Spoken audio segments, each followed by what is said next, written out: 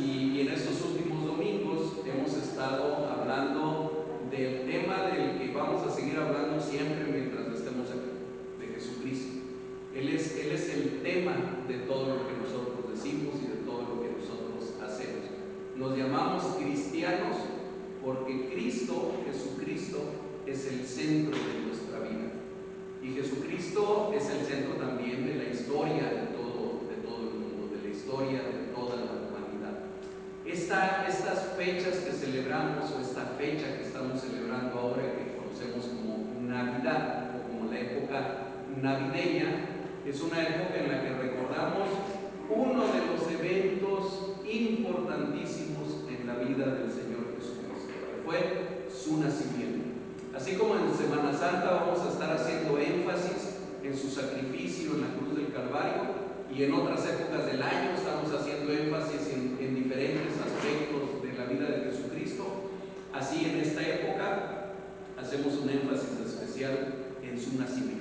Como Laura lo comentó hace un momento, y a lo mejor lo hemos repetido hasta el cansancio, muy probablemente Jesús no nació un 24 o 25 de diciembre, muy probablemente no haya sido ni siquiera diciembre, muy probable que no haya sido invierno, y por algún motivo a Dios le plació no dejarnos en la Escritura una pista que nos permitiera decir, pues fue en septiembre, o fue en agosto, o fue en ningún otro mes. No tenemos pistas para eso. Es muy probable que no haya sido en diciembre, pero hay algo que sí sabemos, y esto celebramos: Cristo nació. De eso sí estamos seguros, y eso es lo que nosotros celebramos en estas fechas. Entonces, desde hace algunos domingos venimos predicando sobre Lucas capítulos 1 y 2. Fíjense que de los 4 evangelios, Mateo, Marcos, Lucas y Juan, solamente Mateo y Lucas nos hablan del nacimiento de Jesús. Marcos es un evangelio demasiado rápido y le entra enseguida al ministerio de Jesús. Juan es un evangelio muy teológico y comienza diciéndonos primero: en el principio era el verbo, y el verbo era con Dios, y el verbo era Dios, etc. No es que se brinquen el nacimiento de Jesús porque no tenga importancia, sino simplemente ellos tienen otro énfasis, esos evangelios. Sin embargo, Mateo y Lucas sí nos hablan mucho del nacimiento de Jesús, pero particularmente Lucas me cae muy bien porque era médico además, por eso me cae muy bien, pero además Lucas no solamente era médico, era historiador. Era un historiador. ¿Y por qué sabemos que era historiador? Porque cuando leemos los 2 únicos libros que escribió en la Biblia, que es el Evangelio de Lucas y el libro de Hechos, vemos que se ocupa de los detalles. Se ocupa de fechas, de lugares, de personajes, de circunstancias. Nos cuenta cosas con un montón de detalle. Y en este pasaje que ahorita leímos con nuestro hermano Rubén, él nos cuenta en esos 7 versículos, que solamente vamos a hablar de esos 7 versículos hoy, nos da detalles bien importantes del Señor Jesucristo. Miren, así como la huella de nuestro dedo gordo, bueno, de cualquiera de los dedos de la mano, la huella digital o la huella dactilar nos caracteriza a cada uno de nosotros, dicen los que saben de esto que no hay 2 huellas digitales iguales, y por eso es que se usa la huella como identificación de una persona, ¿verdad? No hay 2 huellas igualitas en todo el mundo. Bueno, la huella digital que nos permite saber que Jesucristo es Dios, que Jesucristo es Rey y que Jesucristo es el Mesías, son una serie de profecías. Hoy vamos a tocar algunas de ellas, solamente algunas profecías en las cuales vemos claramente que Jesús no podía ser nadie más que el Mesías que los judíos estaban esperando, y que ese Mesías, para sorpresa de los judíos, era al mismo tiempo Dios también. Ha habido una gran discusión teológica alrededor de este hecho, pero la Biblia es muy clara en eso. El Mesías al que los judíos esperaban, y que tristemente algunos de ellos lo siguen esperando todavía porque no creyeron que Jesús haya sido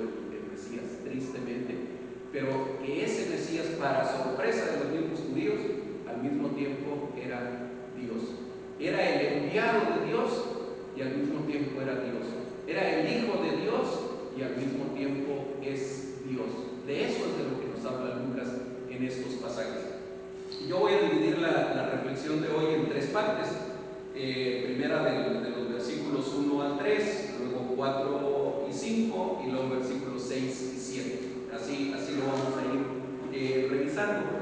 En los primeros tres versículos que leímos hace un momento, Lucas se toma el cuidado, se toma la molestia, vamos a decirlo de esa manera, de darnos detalles que pudiéramos decir, pues a lo mejor pudo no habernos dado, ¿verdad? Así como Mateo no los dio, pero siendo un historiador y siendo alguien cuidadoso, dijo, es importante que los hermanos allá en Jalapa dentro de 2000 años sepan estos detalles. Y entonces por eso los puso. Ahora, no fue decisión de Lucas, ¿verdad? Fue decisión del Espíritu Santo que lo inspiró a él a escribir eso. Así que comienza diciendo Lucas capítulo 2, versículo 1. Aconteció en aquellos días, miren, me detengo en la primera parte.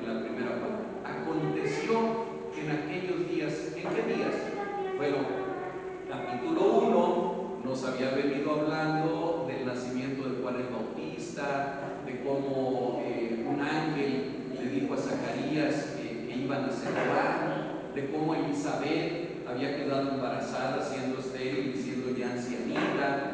Nos habla de cómo el ángel Gabriel se había presentado delante de una jovencita que se llamaba María en Nazaret. Entonces de aquellos días nos está hablando. Dice Lucas, en aquellos días, aconteció en aquellos días que se promulgó un edicto de parte de Augusto César, que todo el mundo fuese empadronado. ¿Y quién fue Augusto César? Ya el hermano Rubén hace ratito mencionó un poquito. Augusto César fue alguien que existió poquitos años antes de Cristo y que murió poquitos años después, en el año 14 después de Cristo. Augusto César fue el primer emperador romano. Antes de él, Roma ya existía desde hacía muchos siglos, pero no era un imperio, era una república y se gobernaba de manera diferente. El antecesor de Augusto César se llamó Julio César, uno de los más famosos gobernantes de Roma. Y este Augusto César era su sobrino nieto. Y debido a que no tenía más a quien heredar, creo que hay que bajarle un poquitito el volumen a toma a Augusto César como su hijo adoptivo. Y entonces Augusto César, cuando muere Julio César, él toma el poder, año 27 antes de Cristo, y él convierte la república, hace finalmente que sea un imperio. Y entonces a partir de él dice, aquí nada más los chicharrones truenan. Ya nada de que el Senado y de que todos los demás. Augusto César fue el primer emperador de un imperio que, ¿saben ustedes cuánto tiempo duró el imperio romano? Algo así como más de 1500 años. Hasta el año 1453, en que cae la última parte del imperio romano, que era Constantinopla, y ahí dicen los historiadores, se acaba el imperio romano. Pero de este está hablando aquí Lucas, de Augusto César, primer emperador del imperio romano. Y dice que entonces Augusto César sacó un edicto en el que decía que todo el mundo fuese empadronado. Y este es un buen ejemplo en la escritura para confirmar que cuando habla de todo el mundo no se refiere literalmente a todo el planeta, ¿verdad? Los mayas o los aztecas, digo, no sé si existían en ese tiempo, yo no soy historiador, pero obviamente no fueron empadronados, ¿verdad? Cuando dice todo el mundo se refiere a todo el imperio romano, a todos los que estaban bajo su imperio. Y según la historia o según los historiadores, los romanos acostumbraban a hacer dos tipos de censos. Un censo era solamente para ciudadanos romanos y el otro era para lo que le llamaban las provincias, que eran, digamos, las colonias o los lugares que ellos habían conquistado. Para ellos era muy diferente ser un ciudadano romano a ser de cualquier otra raza o de cualquier otro pueblo. Entonces hacían dos tipos de censos y los hacían más o menos cada 14 años aproximadamente. Y se sabe que hubo varios censos provinciales, varios censos de las provincias, y aquí Lucas nos está hablando específicamente de uno de ellos que se hizo en la región de Judea y en la región de Siria. Y es más, es tan detallista Lucas que hasta nos dice quién era el gobernador en esa zona. Era un tal Cirenio, que su nombre verdadero era un poquito más largo. Se llamaba Pluvio Sulpicio Quirinio. Tenía un bonito nombre, ¿no? Si algunos quieren buscar un nombre para un bebé, aquí hay uno que a lo mejor le pueden poner. Pueden poner a algún niño Sulpicio Quirinio, Pluvio Sulpicio Quirinio. Y entonces, como estaba muy complicado su nombre, le decían Cirenio. Nada más, agarraban el Quirinio y el Cirenio. Él era el gobernador de Siria y a él le tocaba también la parte de Judea. Entonces, bueno, a él le tocó ser ahora lo que es el Instituto Nacional de Geografía e Historia, que levantan los censos, el INEGI, era como el encargado del INEGI en aquella zona, y entonces él levantó el censo en aquella ocasión. Y resulta que, como decía también Rubén, lo comentó hace un momento, ¿cuál era el motivo de que querían censar? No llevaban estadísticas ni nada como ahora el INEGI. El motivo era la lana, ¿verdad? Era los impuestos. Necesitaban saber cuánta gente había para saber cuántos impuestos tenían que cobrarle a esa gente. Y había una modalidad que ahora no existe tampoco. Generalmente la gente se trasladaba a su lugar de origen. Es así como que, por ejemplo, mi esposa y yo somos de Veracruz y que cuando hay el censo nos tuviéramos que ir a Veracruz para que allá nos registraran, y así los que son de diferentes lugares. Y entonces dice que en el versículo 3 dice que iban todos para ser empadronados cada uno a su ciudad. ¿Qué es lo que yo quisiera comentar de estos tres primeros versículos?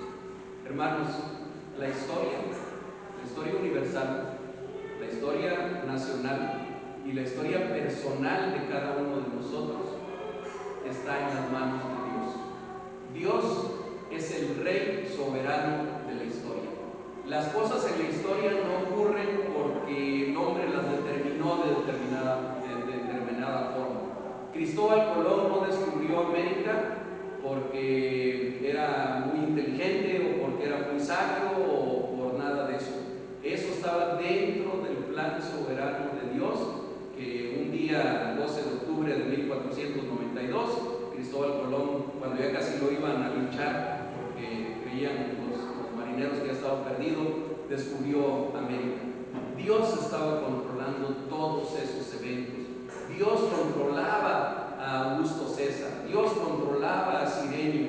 Dios fue el que puso en el corazón de Augusto César: levanta un censo ahí en Siria. Es tiempo de que levantes un censo en Siria.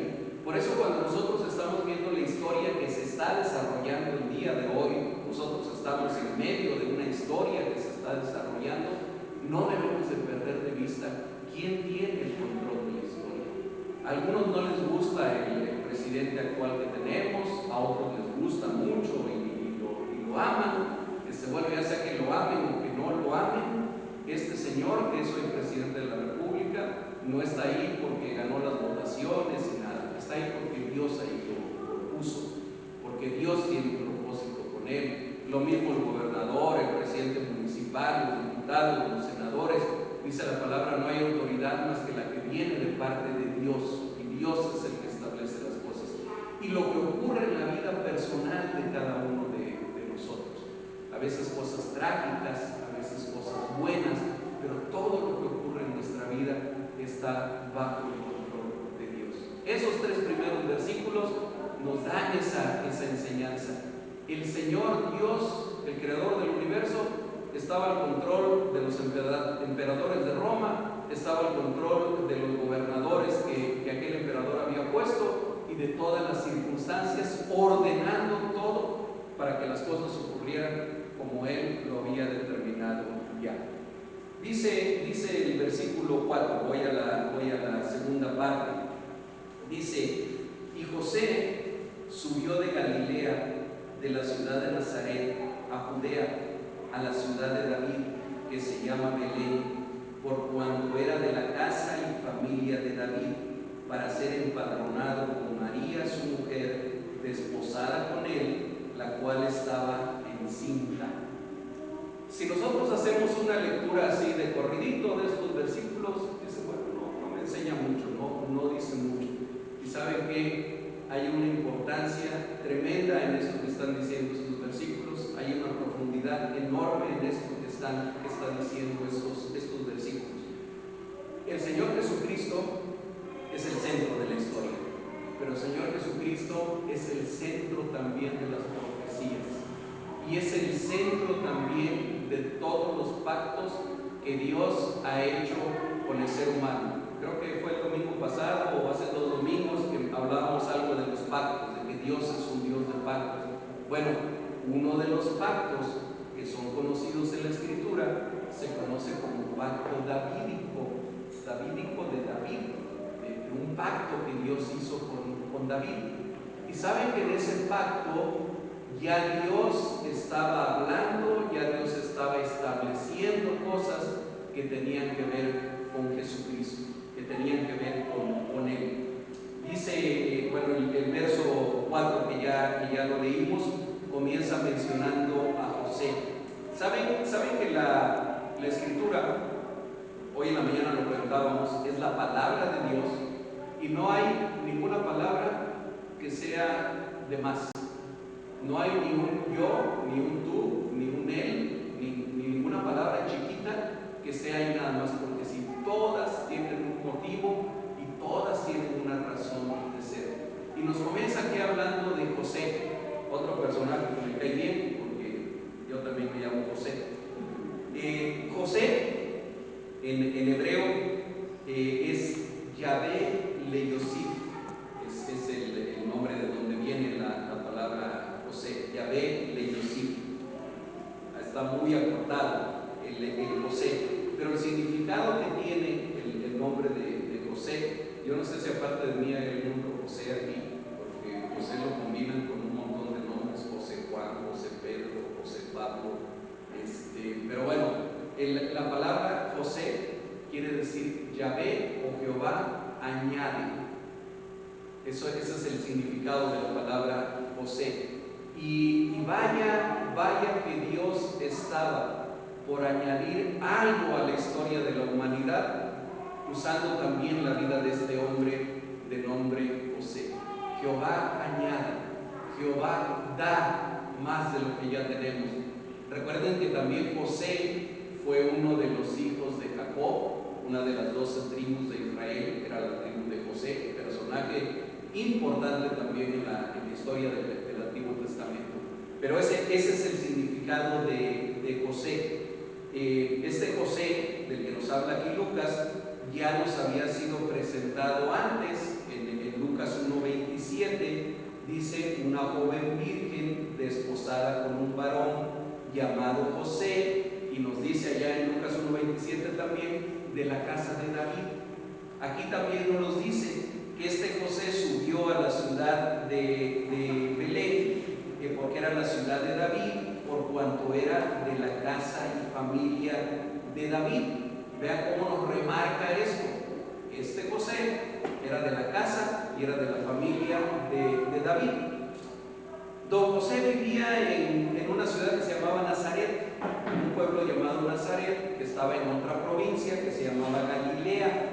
Bueno, Nazaret, lo revisamos también hace 8 días, quiere decir vástago o renuevo o ramita que nace, y tiene que ver con una profecía también que está en Isaías 11:1. Miren, si Augusto César no hubiera decretado que había que levantar un censo en aquella época, o si José no hubiera sido de la casa de David, ellos no se hubieran movido de Nazaret.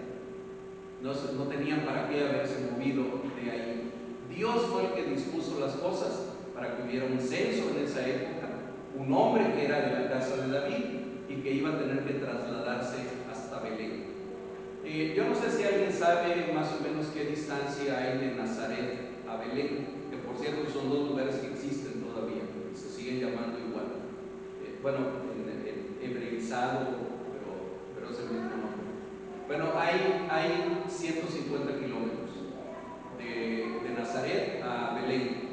O sea que como de aquí a Veracruz son 100 kilómetros, como aquí a Alvarado, más o menos. O sea que si ahorita agarramos y nos subimos al carro y nos vamos a Alvarado, a lo mejor nos tardamos como unas 2 horas, 2 horas y media. Pero en aquel tiempo, hermanos, 150 kilómetros era una gran distancia para recorrer. La hacían a pie, probablemente con algún animal de carga, algún burrito, algún asno para que llevara las provisiones. Muy probablemente en este viaje José y María, su esposa, han de haber tardado entre 2 o 3 días en llegar, deben de haber pernoctado unas 2 o 3 veces en el camino, pero finalmente llegaron a aquel lugar llamado Belén. Y fue así porque Dios había dispuesto las cosas de esa manera y por eso ellos no se quedaron en Nazaret, que era a donde vivían. Ahora, ¿por qué es tan importante el hecho de que José era de la casa de David? ¿Por qué es importante? Era de la familia de David. José es el padre legal de Jesús. No es el padre biológico, ¿verdad? Sí, pero sí era el padre legal de Jesús. Y de acuerdo con los profetas del Antiguo Testamento, el Mesías sería heredero del trono de David. De ahí la importancia de que José fuera de la casa de David, siendo el padre adoptivo, por decirlo de esa manera, o el padre legal de Jesús. Si no hubiera sido así, entonces hubiera sido ilegal que Jesús fuera considerado como un posible rey o un posible descendiente del reino de Israel. Pero además David era de la tribu de Judá, y desde que el pueblo de Israel llegó a Egipto, fíjense, cuando el pueblo de Israel llegó a Egipto, desde aquella época, Jacob, siendo un ancianito ya y casi a punto de morirse, llama a sus 12 hijos, cuando él ya sabía que se iba a morir, llama a los 12 hijos, entre los cuales estaba José y entre los cuales estaba Judá también, y a cada uno de ellos les da una bendición especial. Jacob no sabía que estaba profetizando, pero Jacob estaba profetizando en ese momento, otra vez inspirado por el Espíritu de Dios. Si ustedes van a Génesis 49:10, si pueden búsquenlo por favor en sus Biblias, Génesis 49:10, para que estén seguros de que no les estoy diciendo algo que no esté en la Biblia. En Génesis 49:10 nos dice lo que Jacob le dice a uno de sus hijos, Judá, del cual siglos después iba a venir David, y del cual también viene el Señor Jesucristo. Génesis 49:10, es Jacob el que está hablando, el que está bendiciendo a sus hijos. Llegó el turno de Judá y dice: no será quitado el cetro de Judá, ni el legislador de entre sus pies, hasta que venga Silo, y a él se congregarán los pueblos. Dice más, si ustedes leen un poquito arriba, un poquito abajo, dice más, pero me quiero concentrar en ese versículo. No será quitado el cetro de Judá. ¿Qué es un cetro? ¿Alguien sabe lo que es un cetro? Como un bastón que usan los reyes, ¿verdad? Simbólicamente es la autoridad del rey. El que tiene el cetro es el que tiene el poder, el que tiene el reinado. Bueno, aquí dice: no será quitado el reinado, no será quitado la autoridad de Judá. Y no será quitado quiere decir nunca va a ser quitada la autoridad de Jehová. Dice: ni el legislador de entre sus pies. Es bien curioso porque esto de entre sus pies no le encontramos mucho sentido. ¿Saben qué eso significa? Literalmente, cuando alguien nace, pues en el momento del parto ocurre pues entre los pies, entre las piernas de la mamá, y es una forma de expresar en su descendencia, en los que van a seguir naciendo después de Judá, siempre el legislador, es decir, el que manda, el que hace las leyes, el que está establece las leyes siempre estará presente, ni el legislador de entre sus pies, hasta que venga Silo, y a él se congregarán los pueblos. Hay varios nombres en la Escritura para referirse a Jesucristo. ¿Sí? Yo les confieso, por eso les doy gracias a Dios que me permite compartir su palabra. Cada vez que tengo que preparar un mensaje, Dios me muestra algo que no me había mostrado, que yo no sabía. Silo es otro de los nombres del Señor Jesucristo. No solamente Manuel y no solamente otros que conocemos. La única parte en toda la Biblia donde aparece la palabra Silo es en este versículo, Génesis 49, 12. Y uno, 49, 10. Y uno dice, ¿qué quiere decir? ¿Qué significa Silo? Bueno, Silo es una palabra aramea que se puede traducir como el elegido, se puede traducir como el descendiente, o se puede traducir al que le pertenece algo, es decir, el heredero de algo. Eso significa la palabra Silo. Por lo tanto, aquí en buen arameo está diciendo hasta que venga el heredero, hasta que venga el escogido, hasta que venga al que le pertenece el cetro. ¿De quién creen ustedes que está hablando aquí? Del Mesías. ¿Y quién es el Mesías? Jesucristo. Por lo tanto, aquí estaba hablando Jacob sin saberlo, porque desde luego que no sabía. Él estaba dándole una bendición a su hijo Judá, pero está hablando del Mesías y está diciendo: nunca va a faltar la autoridad, nunca va a faltar el legislador en los descendientes de Judá, hasta que venga el ungido, hasta que venga el heredero, hasta que venga al que le pertenece el cetro. Y lo que dice después: y a él se congregarán los pueblos, y alrededor de él se congregarán los pueblos. ¿Ven cómo el Evangelio no comienza con Mateo? ¿Ven cómo el Evangelio no comienza en el Nuevo Testamento? El Evangelio comienza mucho en el Antiguo Testamento. Todo el Nuevo Testamento está lleno de partes que nos hablan de Jesucristo una y otra vez. Y esta es una de ellas. Bien, por eso era importante que el padre adoptivo, el padre legal de Jesús, fuera de esa misma línea hereditaria. Venía desde Judá, pasando por David, hasta llegar a José, padre adoptivo, padre legal del Señor Jesucristo. Parecía una profecía extraña en su momento, e insisto, es seguro que Jacob no la entendió de esta manera como la entendemos nosotros. Ahora, siglos después de Judá, muchos siglos después de Judá, vendría un descendiente de él llamado Isaí. Y el hijo de Isaí, o uno de los hijos de Isaí, sería David, que significa el amado o amado. Es el significado de la palabra David. Hay cosas bien interesantes también con el nombre de David, pero ahorita no lo vamos a abordar. Este David,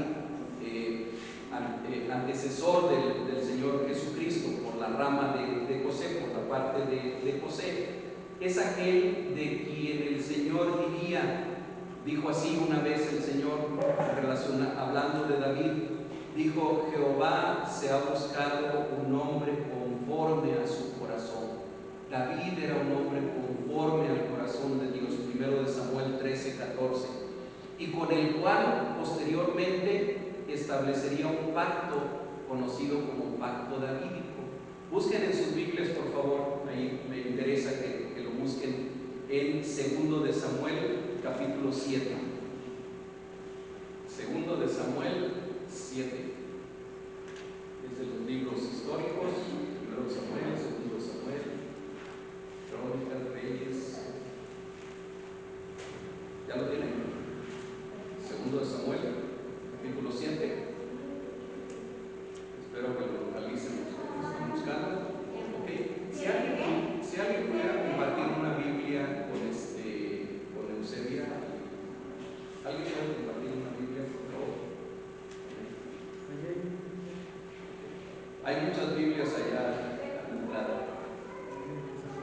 Ok, 2 Samuel 7, voy a leer a partir del versículo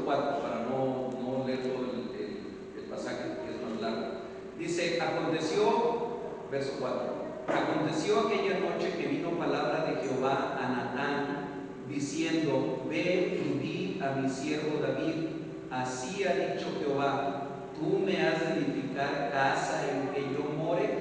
Esto es porque David estaba planeando construir el templo de Jerusalén, que Dios le dice que no lo va a hacer. Me salto al versículo 8.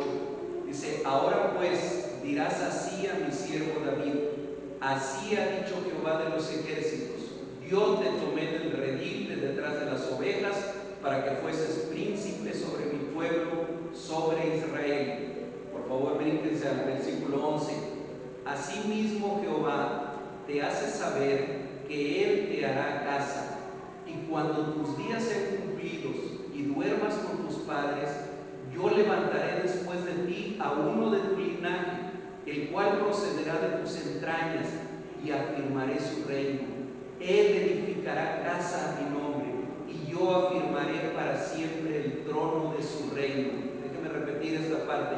Y yo afirmaré para siempre el trono de su reino. Yo le seré a él padre, y él me será hijo. Me salto al 16. Y será afirmada tu casa y tu reino para siempre delante de tu rostro, y tu trono será estable eternamente. ¿Saben que esta parte es la que se conoce como el pacto davídico, como el pacto que Dios hace con David? Y en algunas partes se refiere a Salomón, en algunas partes, pero esa es otra característica de la profecía bíblica. Tenemos que estar atentos porque de repente habla de una persona y luego está hablando de otra.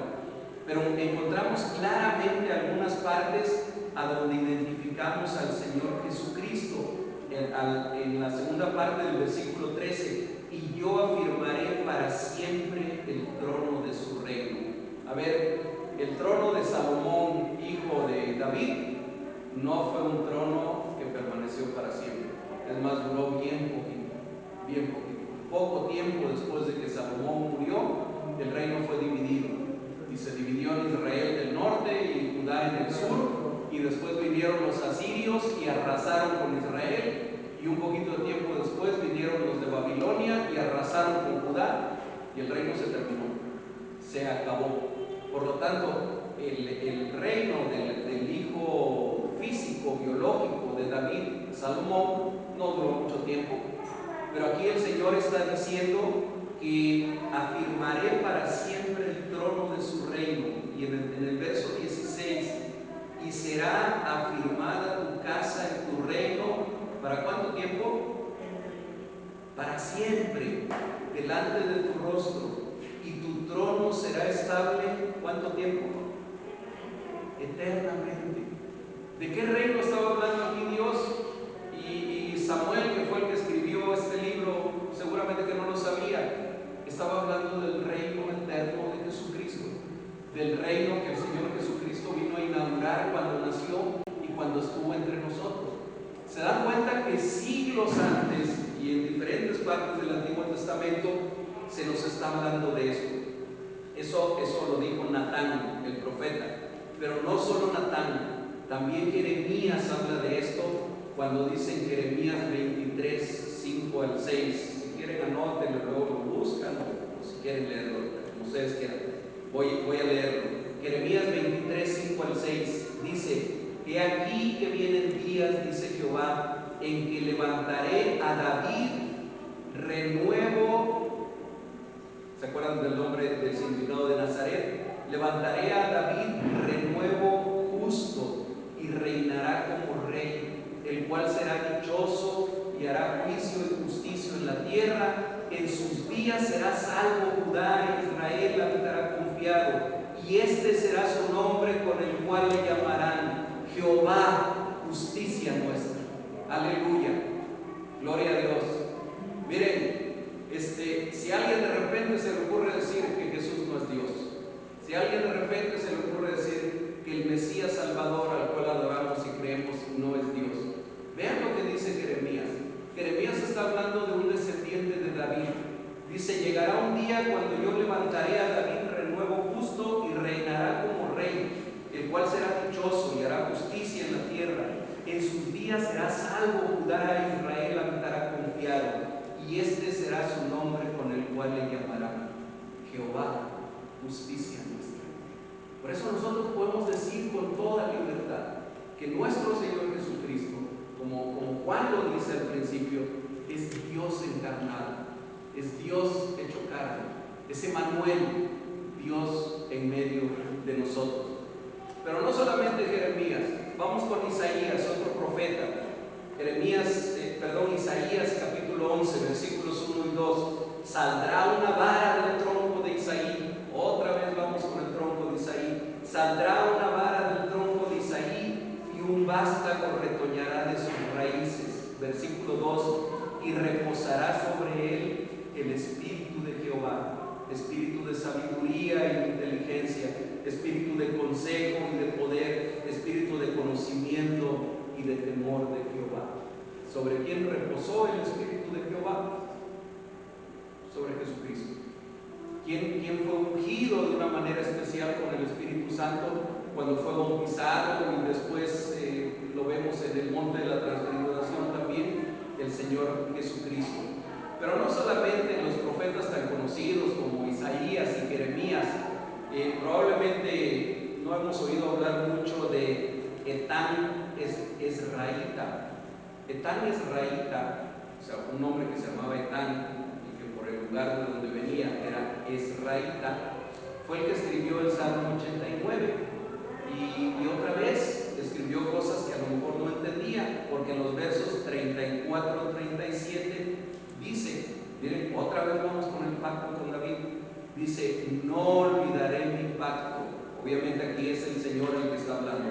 No olvidaré mi pacto, ni mudaré lo que ha salido de mis labios.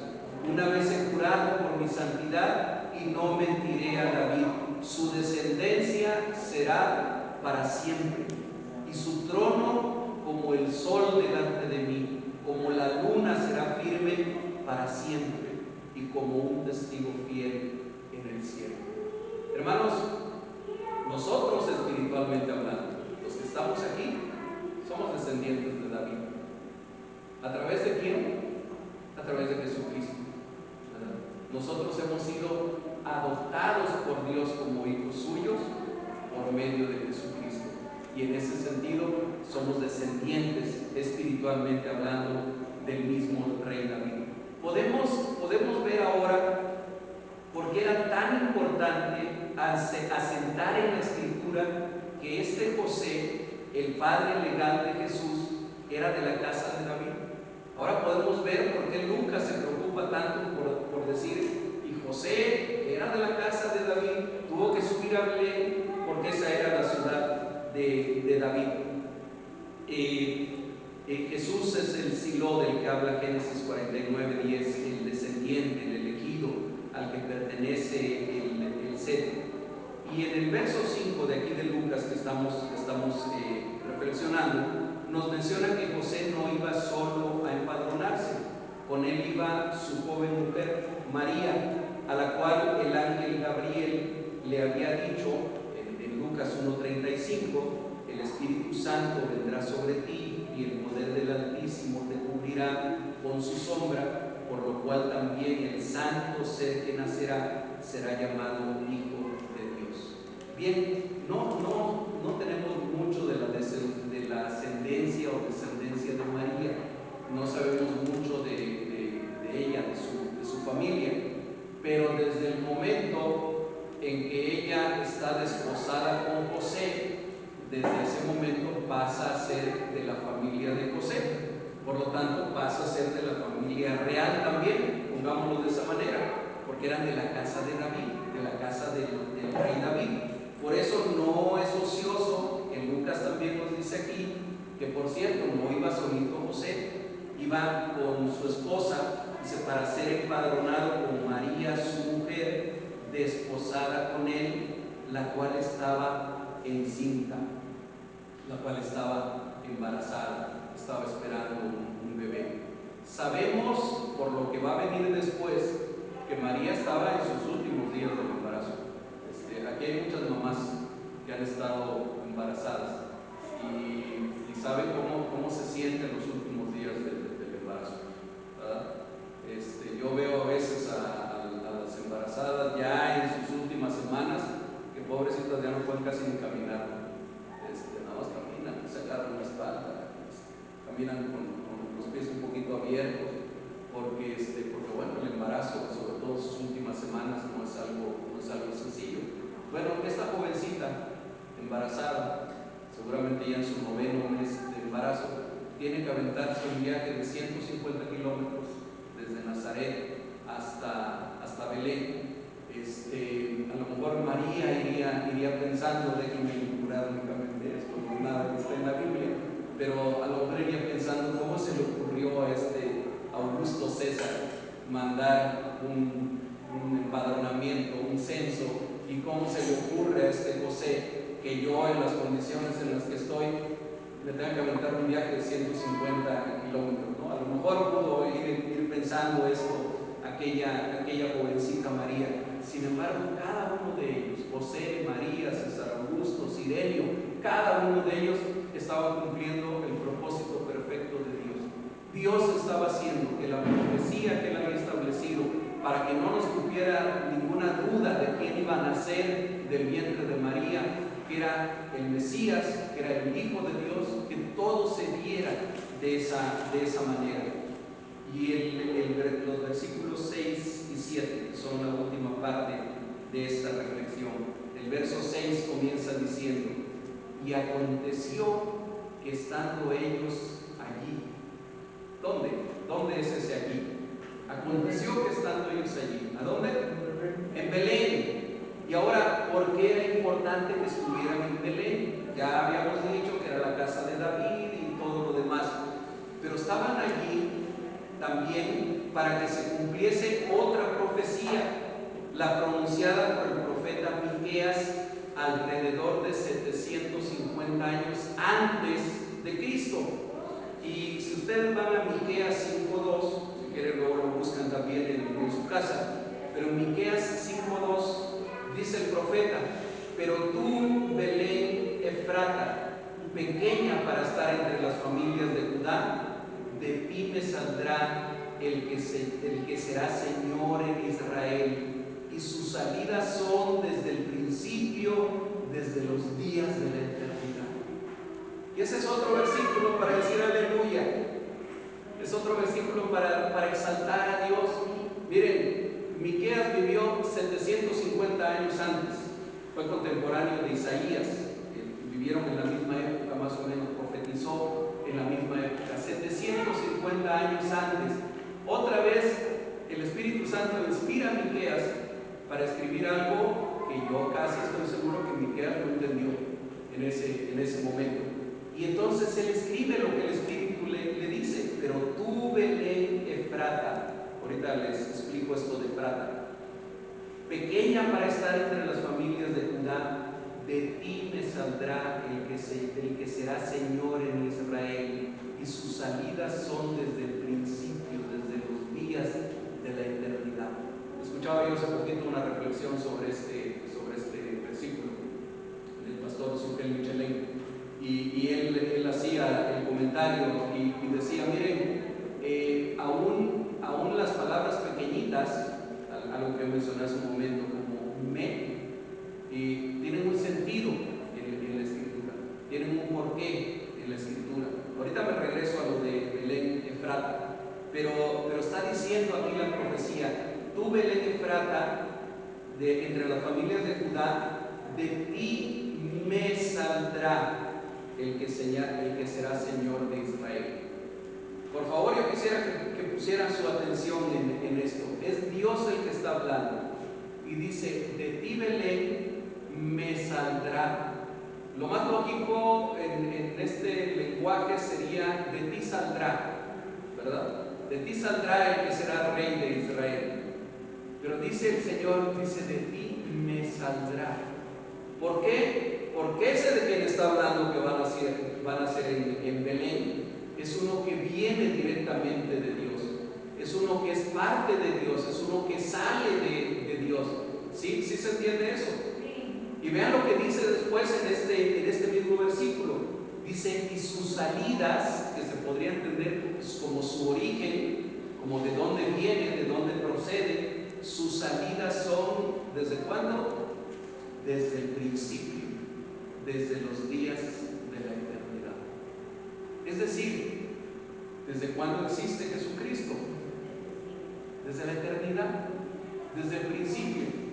Por eso es que Juan el Evangelista comienza diciendo: en el principio era el Verbo, y el Verbo era con Dios, y el Verbo era Dios. Y yo creo que Miqueas se ha de haber jalado los cabellos. Yo no sé si haya sido melenudo o con poco pelo, pero ha de haber dicho: no entiendo bien esto. A ver, de Belén, Efrata, saldrá alguien que va a ser el rey de Israel, ok, y a lo mejor eso lo entiendo bien, ahí van a ser un rey. Pero ¿cómo van a ser ahí? ¿Cómo saldrá de ahí de Belén si él ya está desde la eternidad? Si sus principios son desde la eternidad, desde el inicio, desde siempre. Bueno, está hablando de Jesucristo, el Hijo de Dios, Dios encarnado. Y aquí podemos ver claramente una manifestación más de esto. Volvemos al significado de los nombres rápidamente, porque tiene mucho que ver. Belén, la palabra Belén, Betelén en hebreo, quiere decir casa del pan. Yo no sé si allí había muchos panaderos o por qué, pero es el significado de Betelén, es casa del pan. Así que ya saben que es un buen nombre para una panadería. Si alguien pone una panadería algún día, le pone una panadería Betelén, casa del pan. Ese era el significado. Y Efrata, hay varias partes de la escritura, no me voy a ir ahorita a ellas para ya no alargarlo más, pero varias partes de la escritura donde se menciona que Efrata es otro nombre de Belén. Belén, Efrata, o Efrata, que es Belén, dicen en alguna otra parte. Efrata significa fructífero, significa lo que da fruto.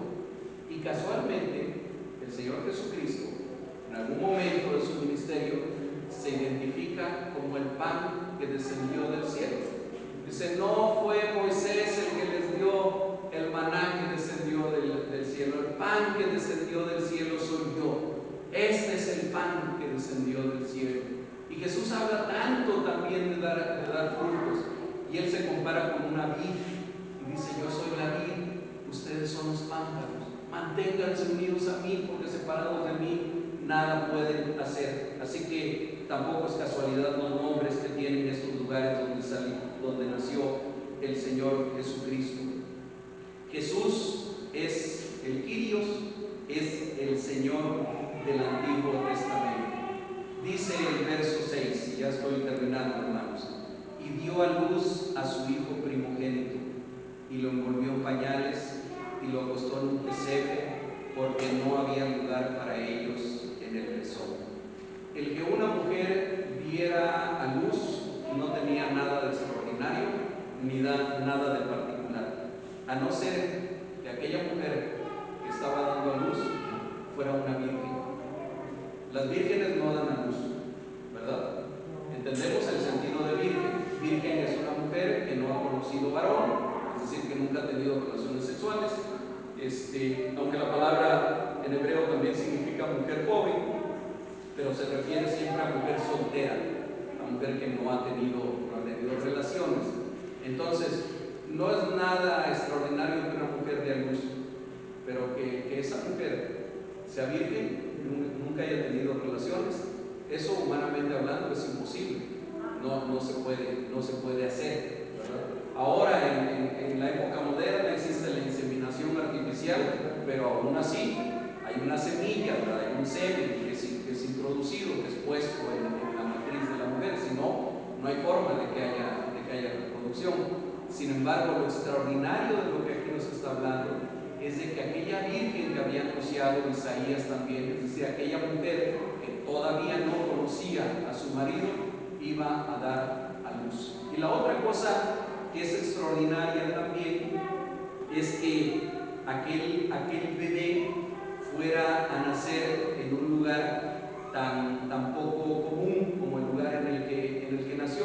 Pero antes de hablar de esto, déjenme decirles que también Isaías, en el capítulo 7, versículo 14, dice: por tanto, el Señor mismo os dará señal,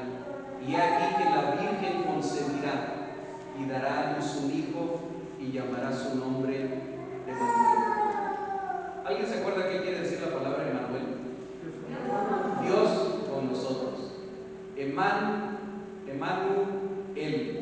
La palabra él siempre tiene referencia con Dios. Emmanuel quiere decir Dios en medio de nosotros. Isaías había dicho también, siglo 8 antes de Cristo, y la Virgen concebirá y dará a luz un hijo y su nombre será Dios con nosotros.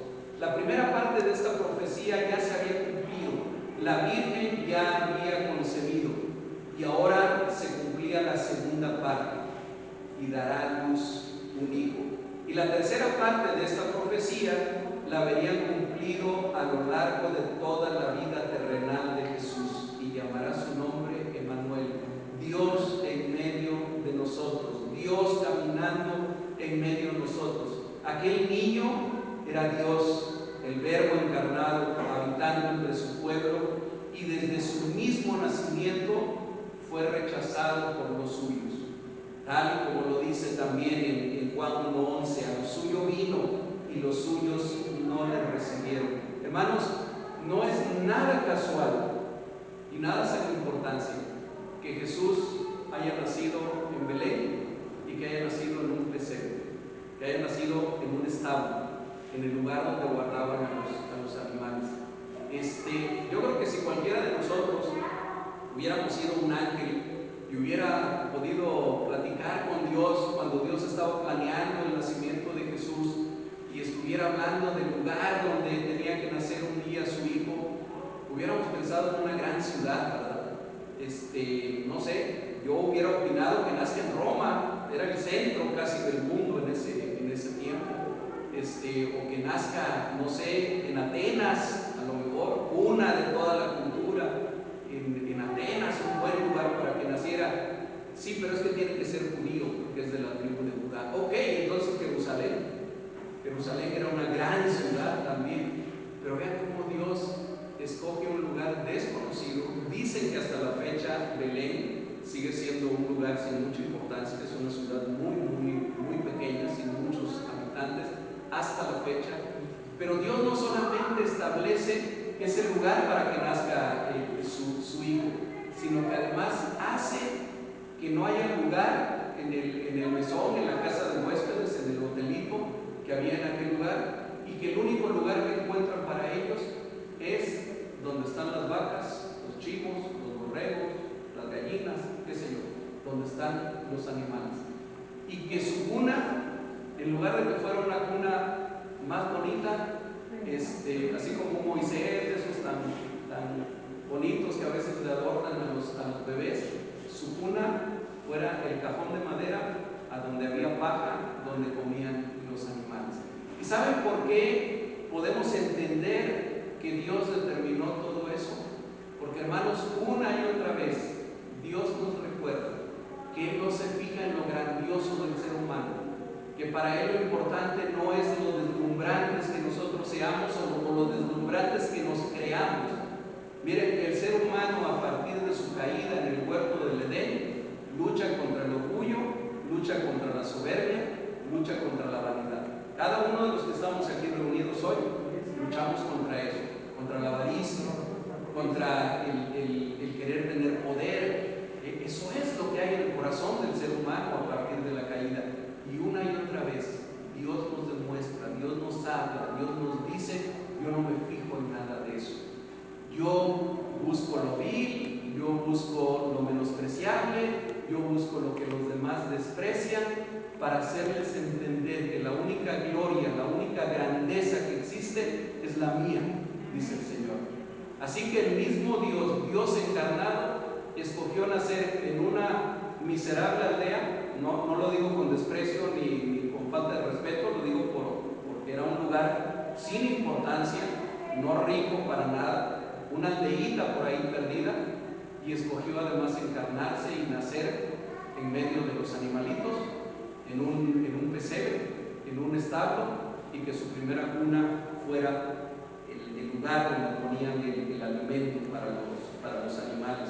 Por eso tampoco está de más cuando Lucas aquí nos dice en el último versículo: y dio a luz, último de lo que estamos leyendo, y dio a luz a su hijo primogénito y lo envolvió en pañales y lo acostó en un pesebre porque no había lugar para ellos en el mesón.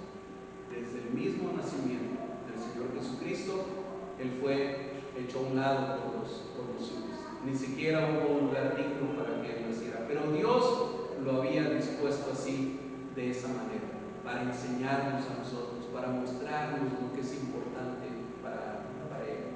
Hermanos, estamos a unos cuantos días de celebrar la Navidad. Y la Navidad, en el mundo en el que nosotros estamos viviendo, a veces celebra todo lo contrario de lo que nosotros acabamos de vivir. La Navidad muchas veces es para mucha gente, y tristemente para la mayor parte del mundo, es una época para comprarse un trajecito nuevo, para comprarse unos zapatitos nuevos, para estrenar ropa, para que la noche del 24 nos vistamos lo mejor que podamos, para que pongamos una mesa lo mejor que se pueda. Si se puede pavo, pues pavo, y si no, un pollito rostizado por lo menos, pero ponemos una mesa lo más elegante que podemos.